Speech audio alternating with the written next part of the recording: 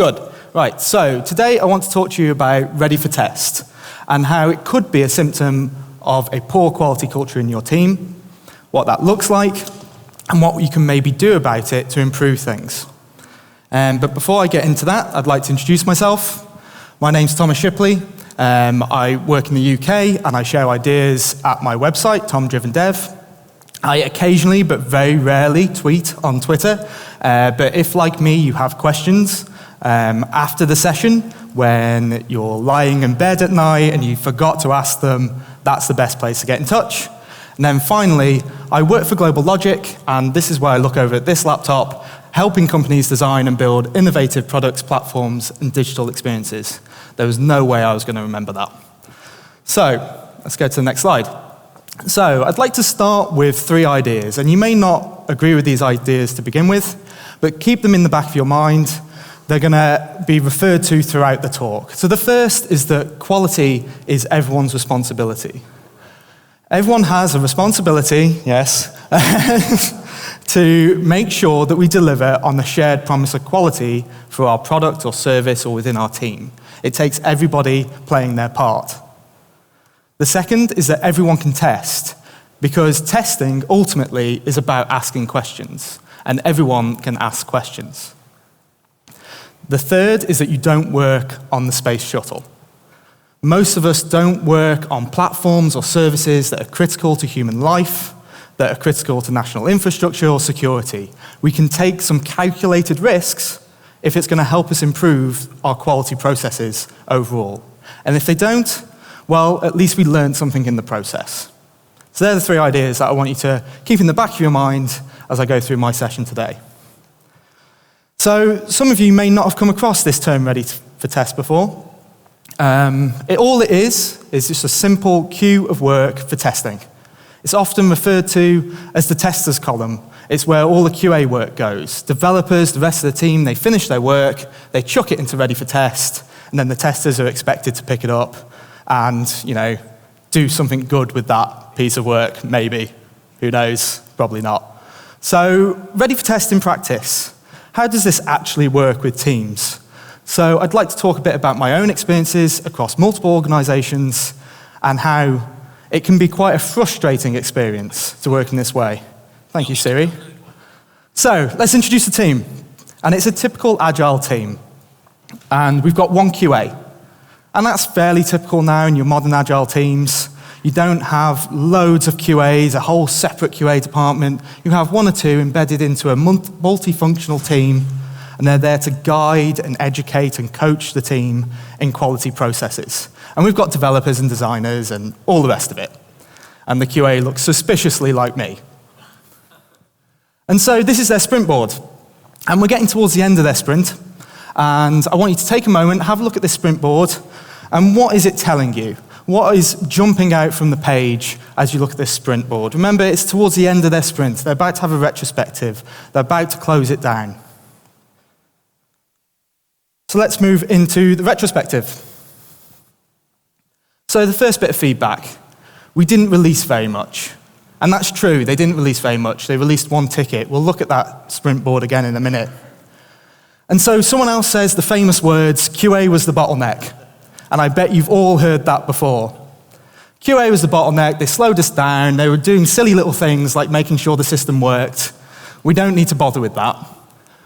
And then someone else makes a bit more of a sensible suggestion perhaps and says, well, what about work in progress limits? If you've not come across this term before, it's where you simply have a limit in the column on how many tickets can be there. And if that goes over that limit, say 5 tickets, then everyone in the team stops what they're doing. They join in, they help out, they reduce the number of tickets. And that's a sensible way to fix this problem, and it could work. But I think the QA on the team is asking the fundamental question. Why are they the only one testing anything? Why is it solely the responsibility of a QA to do all the testing? So let's look at that sprint board again. And you can see that ready for test column. I feel like a weather presenter at this stage. You can see that ready for test column full of tickets. Full of tickets, all backed up, all waiting for the QA to look at them, and they're never going to do that. They're never going to be able to achieve that. Some of those tickets might be very technical in nature. They're just not going to get the time. And so often, when I speak to teams and organizations, and I ask them, why are they the only one doing the testing? They tell me it's because they're the QA. It's their job. It's quality assurance. It's their job to test things. But I don't believe it's just our job to test and make sure that features have been verified. Because QAs don't own quality. Teams do. It takes everyone playing their part, doing what they can both within their role as developers, making sure that the code has been designed so that it's easily testable, that it's defensive against quality issues. It takes BAs and project managers making sure the feature requirements have been well prepared. And so I'd like to ask some other questions about the general wisdom of Ready for Test and how perhaps it is just a flawed idea. So why does the QA do all the testing? Everyone has a contribution to make. In fact, our testing is so much richer, so much broader when everyone makes that contribution. We draw on the experiences and skill sets of the entire team. We ask better questions. Why is testing done after development? It's too late. The development work's already happened, the key decisions have been made, and we're just trying to make sure things work in a really restricted environment. We need to be involved early on in the process. So the earlier defects are caught, the cheaper they are to fix. And I think we all know this instinctively. Whether you're technical or non-technical, a QA, not a QA, everyone knows that if you're in the moment, fixing a problem, working on something really hard, and you spot a problem with your work, then you stop, you fix it, you move on, you're already in that headspace. What if you come back to that work 2 years later? I don't know about the rest of you, but if it was me coming back to that work 2 years later, it's going to take me at least a couple of days to figure out what I even did in the first place and why I did it. If I come back to that work a week later, it'll probably take me that long. And so why are test concerns separated on the sprint board? When we separate on paper, it encourages separation in behavior. If we design our processes on paper and we put them up there on our sprint board, in our Confluence pages, or wherever else it happens to be, and we say that QA is a separate stage, owned by separate people, it encourages us to think of QA as separate, as a separate skill, as something that other people can't do. So we're putting, by design, a gate that encourages us to think of QA concerns as someone else's problem. So Ready for Test as a QA can start to feel like this. We have a loss of understanding because we're not involved early on in the process. We're not asking questions. We're not questioning the design. Has the design been done in a way that makes sense, that's easily testable? Or has it been done in a way that uses perhaps that team's favorite technologies, but actually when it comes across to the QAs and they want to do some manual automated testing, it's really difficult? And there's no early testing. Because we're not involved early on in the design, we can't ask questions of that design. So we can't even test if the idea is any good. And this leads to something that I'm sure all of you have experienced, this ticket ping-pong effect, where developers in the team finish a piece of work, they're really pleased, it was a really hard piece of work, they move it over to Ready for Test, the QA picks it up, and they find a bug. So they ship that back to the development team, and it comes back as not a bug. It's a feature. Why is this QA saying there's a problem? Give me a show of hands, how many people have experienced that? See, all of you, right? All of you have experienced this. And it's really frustrating. It's a source of conflict on teams. You have developers using some not very nice words about the QA team, wondering why they just don't get it. And the QAs are wondering why the team doesn't care about the quality of the work they deliver. So it's really frustrating. And this ultimately comes from having no shared quality ownership. If we all took ownership of quality, then we would do a better job.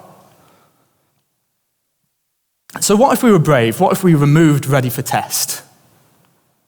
So before I get into that, I want you to remember this one silly acronym. And if it's the only thing you remember from this talk today, then I've done my job right.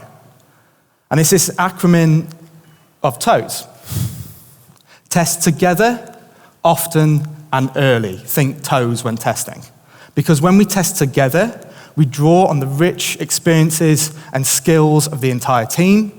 When we test often, we test smaller pieces of work. and we get fast feedback loops, and that helps us solve problems sooner. And we test early, it becomes cheaper to fix those problems because we find them earlier on in the process. We can correct the problem at source rather than much later.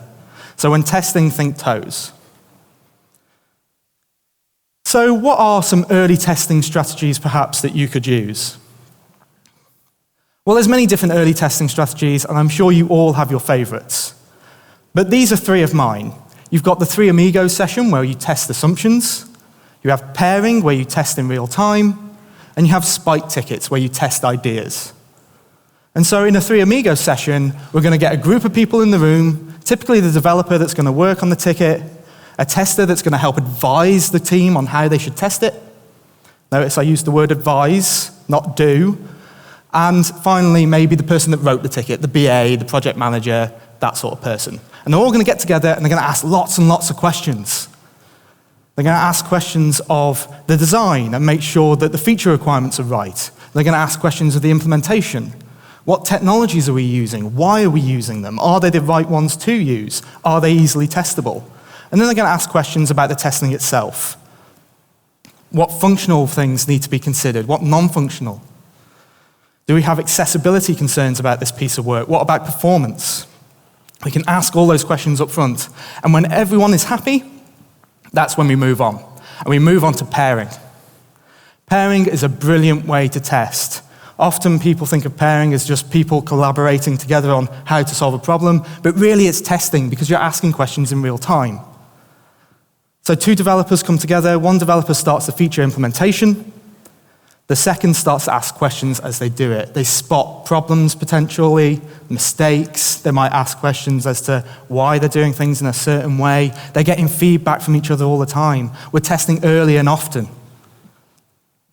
And so you get that feedback, you keep testing all the way through as you're implementing, and then afterwards, those developers might choose to do some automated testing because they can write unit tests, so why can't they perhaps write some UI tests, some API tests? Maybe we can really, encourage them to get into testing and do a bit of manual testing as well. So we encourage the team through pairing, and then finally we move on to spike tickets, because sometimes we just don't know enough. Sometimes we don't know enough about the idea, so we want to test that itself. So we have a time-boxed period where we spend a couple of days investigating, finding out what we need to know in order to progress with the idea or not. And pairing is a great thing to align with spike tickets. So if you want to get your team thinking about testing outside of the QA team, a great way to do it is have a spike ticket on a testing challenge you've got. Maybe your performance tests, you're not too sure about them. You think they could be done in a better way. Have a spike ticket, test the idea by pairing alongside a developer and get them involved as well. Trust their feedback. Because testing early negates the need for ready for test. It's already tested. We've been testing the entire time. So we don't need this separate stage. We've been testing from the very idea with a spike ticket, all the way through in the 3 amigos and into the pairing. So this is what a new board looks like if we just drop those columns, in my experience, working with teams. We get to move a lot faster. We can release things, because we trust the whole team to have a responsibility towards quality. So we have people working in pairs. We've got developers working in pairs, maybe a developer and a designer working together. We've got a tester working with a developer. Maybe they're working on some automated tests. Maybe that developer is working with the QA on feature work, and that QA is learning about how the product is actually put together to help inform their testing strategies and ideas going forwards. Notice as well, there's a couple of tickets there where there's just one person, and that's okay as well. We take a risk-driven approach. If there are changes that are perhaps very low risk, we might take a view and say, actually, we don't necessarily need to test them. We can just roll them out, trust the individuals in the team, and if they go wrong, hopefully we've got really strong DevOps processes that we can roll that work back, maybe have a mini retro, understand what went wrong, and then go forward again. So it's at this stage where you start to redefine the QA role, particularly when talking to teams. So often, and I've been asked this question multiple times, people say, haven't you just taught yourself out of a job? because it's the QA's job and you just said we don't need them. That's not what I've said at all. I believe I've talked myself into a better role, a more valuable role for me and for my team, one of a quality advocate. Someone that uses their expertise to lead with ideas in the team, bringing expert knowledge on testing that you all will have gained during this conference, bringing those ideas back to the team. Someone that coaches and promotes testing within the team, helping them gain confidence in testing together often and early. And someone that uses their foresight to map a path to better testing in the future, thinking of strategy, thinking of gaps, and how they might be addressed. So you're probably thinking now, well, okay, that all sounds great, but I have no idea where to get started. I certainly didn't when starting to think about these challenges. So how do you lead with expertise? And so the first thing you can do is test high-risk features. Particularly when teams are new to this, they don't necessarily have the confidence in their own ability to test, even within a pair, and so they may ask for you to review their tests, and that's okay. Get involved, review their tests, help them learn, so next time they might not need your involvement. You can do discovery work and set up infrastructure and process. Maybe there is a better way that you can do some functional testing on the team. Maybe you can do better exploratory testing in the team by using charters. You can do that discovery work, maybe have a spike ticket, pair with a developer, find the most skeptical developer in the room, get them to pair with you on it. And you can set up that infrastructure to enable that. You can advocate for new testing techniques. And you can provide examples of good testing. You can coach. So how do you coach and promote testing? You can pair with team members, review tests, run team ceremonies, present at learning sessions, that's a great one. Pairing is actually one of the best ones on that list. As I say, find the most skeptical person in the room, bring them along with you, and get them to ask lots of questions, get them involved. You can run workshops. I'm sure you've learned a lot today. Why not go back to your organizations and have a little bit of a lunch and learn? And then finally, how do you lead with foresight? How do you map a better path to testing? So you can liaise with other teams. You can learn from each other. You can review user feedback, and more importantly, find user feedback. I used to work on an Xbox gaming project, and on that project, one of the testers would not only review user feedback, he would also go out into forums, into websites, find feedback from the actual gamers of crashes, of bugs, of feature requests, of the whole thing, anything valuable, package that up, send it to the team. And the team loved it. They got actual real data on what they were doing. You can develop test strategies, gap analysis. This is a really good one for perhaps the non-technical members of your team who don't feel right getting involved in testing because they're not technical. So get them involved in helping inform your test strategies or the gaps in your testing. Ask them what the business priorities are for your project. Because ultimately, you have more to offer your team than just checking tickets, than feature verification. The QA role can be so much broader and so much more richer and more rewarding. So to wrap up, and I hope I'm not over time because I didn't have the timer, quality is everyone's responsibility. It's not possible for one person alone to own quality. It's not fair. They're not able to enact all the things they need to do to make sure we're reaching that level of quality we want. Everyone can test because everyone can ask questions, and fundamentally that's what testing is all about. Yes, we in this room have specialist knowledge, techniques, tools, and approaches, but actually, fundamentally, it's just about asking questions, and if we draw on everyone's experiences and backgrounds, we'll have richer questions, better testing. And then finally, you don't work on the space shuttle, so be prepared to take some calculated risks to help improve your processes. So instead of ready for test, I want you to think of testing together, often, and early. Think of toes. So thank you very much for listening to me, and I'll be happy to answer any questions.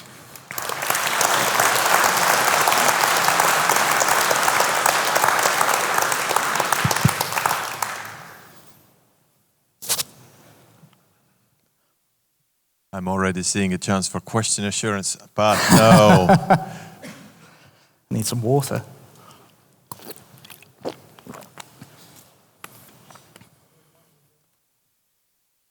Yep. Hello. Hi. Thanks for your speech, Tom. It was quite interesting. But I have a question. In your example, you told that developers could work together on pairing part of the QA process.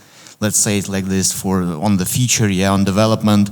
How cost effective is this? So aren't we losing more in money and time of the developers when they try to develop something together? I understand about pairing developer and QA, but if we have two developers who work along together long time and we pair them, they won't generate new ideas. We will see the same product maybe, not be quality and loss of money for the company. Yeah. So how is it cost effective? Yeah, sure. Have it shown it's in practical, Pardon? Have it shown cost effectiveness and in practical, in your experience, Yeah, absolutely. So it's a question that I've been asked time and time again in teams, particularly with very skeptical developers. A lot of developers get into development because they don't like testing and they don't want to do testing, so I'm asking them to do more testing, which doesn't fit. So the way practically it balances out, in my experience, when it comes to cost, is yes, you have got two people working on the same problem at the same time, and that does cost more money because you're paying for two people. However, there's two things that I think people often forget, which is firstly, you've been testing the entire time through that feature delivery. So the chances of you having a big bug that goes into production that causes an outage are lower because you've had someone the entire time testing.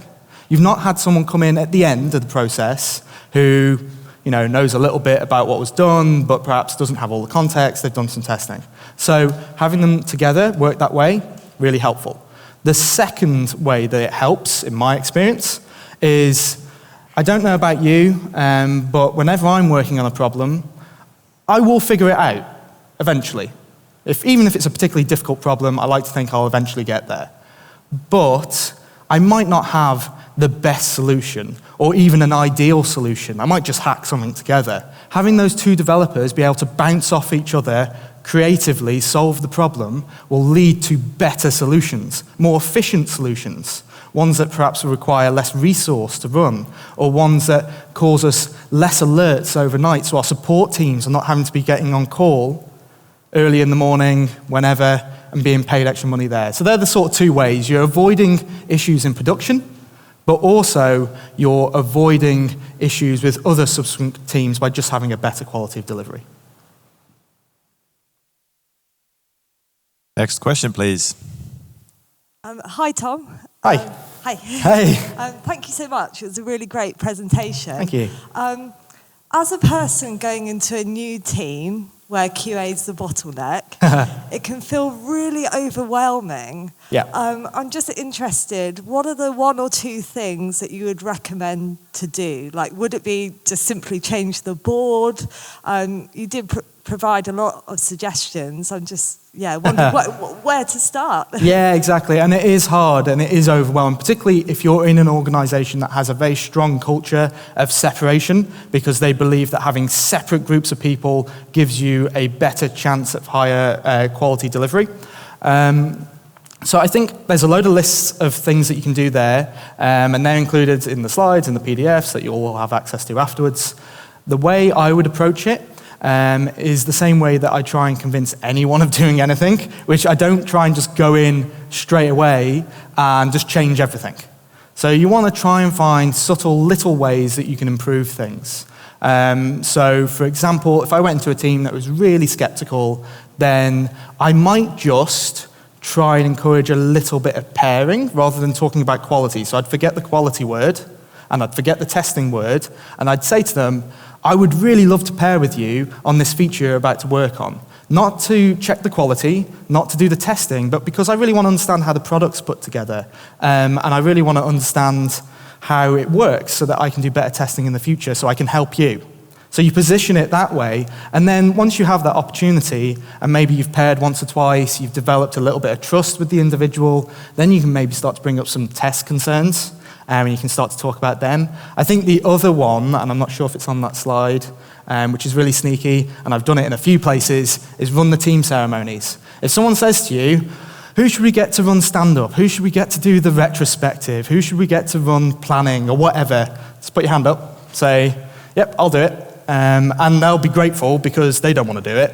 And then when you go along, you can start to, if you're subtle, don't be too obvious about it. Don't walk in there and say, we've not considered testing, you're useless. But go in and just sort of ask little questions. How might we test this? You know, you have a bit more power in that room because you're the facilitator. You don't want to approach it like that, but if you need to start to change the culture, it's a useful tool, it's a little sneaky. So there may be my suggestions.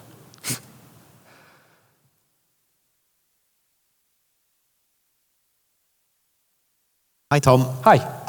I work in an organization where we have very few dedicated testing resources. Yeah. And I would love to see software engineers, I guess, taking on the quality advocate role, as you explain it a little bit. Do you have any experience trying to get software engineers taking on that role as part of their day-to-day, or any advice for someone who might be trying to do that? So it depends on the size of your organization, but in my experience, one way that's really helped is most of the time, unless what you're saying is a terrible idea and it's just obviously bad and you've just not seen why it's bad, there's going to be one or two people who are allies that are going to help you achieve that solution, that problem, that idea. And so what I would do is just try casually, whether it's over a beer maybe on a Friday, or maybe it's over lunch or whatever it is, having conversations with individual team members, talking to them about their backgrounds and their interests and that sort of thing. Try and find the ones that might be open to the idea in the first place and work with them. And then once you start working with them, use that as an example that you can build momentum. So for example, you might work with that developer, have a really successful engagement with them. You know, they've increased the amount of testing they're doing. We're getting better quality from the pieces of work where you're working together. Do a lunch and learn session. Talk about it. Get some data. Talk to people. Sell them the idea, because it's really easy to dismiss ideas when there's no implementation, because everyone has ideas. But if you can find someone to work with you on the problem, that's proof number one that maybe it's a good problem to solve. And then if you can actually solve it a little bit, then you can go to your manager, you can go to your team, you can do those learning sessions, you can present to maybe the engineering director, whoever you need to do. So that's what I would do. Thanks. Okay.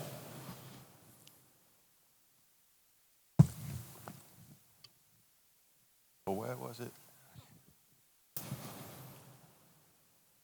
Hi. Hey. What about pairing if you're separated by distance or virtual? Yeah, and that is hard. So I work with distributed teams, and it can be really challenging.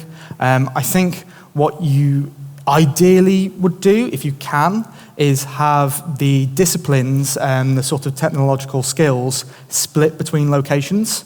So avoid having perhaps one location be the testing center of excellence. I hate that term, by the way, center of excellence. It means nothing but implies so much. But have them split, and then if you can split them that way, you can then maybe have each location develop that culture, maybe set up a little working group where you connect over Slack or Skype or whatever, you talk about these challenges, what you're doing about them, how you might change things. And it is hard. And so often QAs are at the tail end of the problem, and so often they also don't feel too empowered to make any changes about it. But you absolutely can. You can just make a bit of noise, you can do your own thing, and if someone later on says you shouldn't have done that, then you can put your hands up and say, sorry I did that, but here's the reasons why, you can have a conversation about it. So that's what I would try and do. All right, we can take the last question, if there's any. Okay. Thank you for your presentation. Thank you. I have noticed that when testers do the work, they want to prove that the system is not working. If you can prove it's not broken, probably it's working correctly. However, non-testers, they kind of just check, that's working, that's working, that's working. And this mindset, it makes a huge difference. Yeah. And my question is, how to help non-testers to understand, to get the proper mindset that the goal is to prove it's not broken. Absolutely. So, I mean, let's go straight back to there, ready for test. Forget about that, test together often and early. I think that's one way you can do it. When you're testing together, you can all get together and actually ask those questions and start to educate on mindset shift. Because you're right, when you work with perhaps implementers, they want to see their things go into production. They don't want it to be stopped and blocked, particularly if they've had a really rough time with a particular ticket. I think the other thing you can do that we talked about a lot was pairing. Pairing is probably one of the best options you've got in your toolbox. Pairing with developers, as I kind of joked throughout the talk, find the most skeptical person in your team, the most skeptical developer. If you can encourage them to pair with you, and you might not do that from day one because it's a shift, it takes time, encourage them to pair with you and just talk to them while pairing about maybe some of these sort of quality mindset shifts. Talk to them about how it's more important to get things right and to a good, acceptable level of quality because we're never going to test exhaustively. But if we can at least move away from just getting to production and talk more about making sure that it's right to go into production, I think that would be a really good way of doing it. So, yeah, that's what I would probably do. Thank you. No problem. Right, thank you, Thomas. Cheers, and, thank you. A big round of applause. Cheers. Thank you.